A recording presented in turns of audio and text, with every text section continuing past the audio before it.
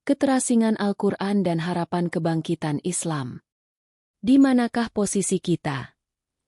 Saudaraku, pernahkah kita bertanya pada diri sendiri, di manakah posisi kita dalam perjalanan panjang kehidupan ini? Apakah kita termasuk yang sungguh-sungguh berpegang pada agama Allah? Ataukah justru tersesat oleh gemerlap dunia?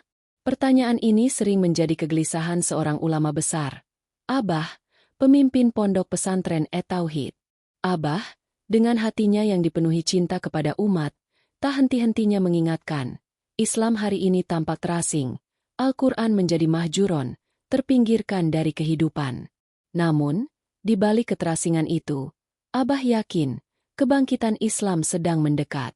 Malam itu, dengan wajah serius, Abah memanggil sejawat dan murid andalannya untuk membahas langkah nyata. Bagaimana kita menghidupkan kembali Al-Quran di tengah umat? Saudaraku yang dirahmati Allah, dalam perjalanan panjang sejarah umat ini, kita menyaksikan fenomena yang menyedihkan.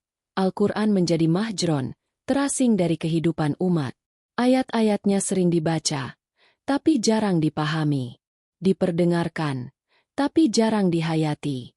Dan yang lebih ironis, ia kerap dijadikan sekadar simbol, tanpa diterapkan substansinya dalam kehidupan sehari-hari. Kegelisahan ini juga dirasakan oleh Abah, seorang tokoh dan pimpinan pondok pesantren At-Tauhid. Di tengah tanggung jawabnya sebagai pembimbing umat, Abah sering merenungkan keadaan umat Islam, khususnya kalangan yang seharusnya menjadi teladan. Para kiai, ustaz, dosen, guru besar, bahkan politisi. Beliau melihat bagaimana sebagian dari mereka semakin jauh dari substansi Al-Quran. Al-Quran tidak lagi menjadi rujukan utama, bahkan dalam perkara ibadah sekalipun. Aplikasi ibadah kadang menjadi sesuatu yang kabur dan tak jelas arahnya. Abah bertanya dalam hati, apakah ini tanda-tanda zaman berubah cepat menuju kehancuran peradaban? Namun, saudaraku, di balik kegelisahan itu, Abah menemukan secercah harapan. Ia yakin, fenomena ini sekaligus menjadi tanda bahwa kebangkitan Islam ada di depan mata.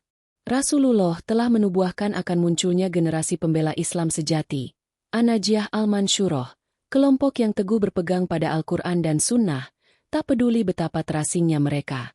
Kepada sejawatnya, murid-muridnya, dan para santri senior, Abah sering berbagi kegelisahan ini.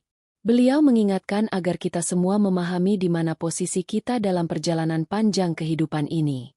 Kita harus tahu siapa kawan dan siapa lawan. Sebab, dalam realitas kehidupan beragama, ada yang sungguh-sungguh beriman, ada yang setengah hati, ada yang bermain-main, bahkan ada yang membuat kegaduhan. Saudaraku, inilah pelajaran yang ingin disampaikan oleh Abah. Kembalilah kepada Al-Quran. Jadikan Al-Quran sebagai rujukan utama dalam semua aspek kehidupan. Jangan biarkan ia hanya menjadi penghias rak atau bacaan ritual semata. Al-Quran adalah petunjuk yang terang bagi siapa saja yang mencari kebenaran. Kenali posisi kita. Dalam perjalanan hidup ini, kita harus introspeksi.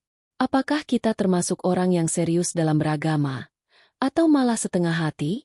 Jangan biarkan diri kita terjebak dalam permainan dunia yang melalaikan. Siapkan diri menjadi bagian dari An-Najiyah Al-Mansyurah. Generasi pembela Islam sejati tidak akan lahir dari kemalasan dan keengganan. Mereka adalah orang-orang yang sungguh-sungguh mempelajari, memahami, dan mengamalkan ajaran Islam, meski harus melawan arus. Saudaraku, fenomena keterasingan Islam ini adalah ujian. Namun, ia juga kesempatan. Jangan biarkan kegelisahan kita berhenti pada kata-kata, tapi wujudkan dalam langkah nyata. Kembalikan Al-Quran ke tempat yang semestinya, di hati, di lisan, dan dalam setiap perbuatan kita. Semoga Allah menjadikan kita bagian dari generasi yang membawa Islam kembali berjaya. Amin ya Robbal Alamin.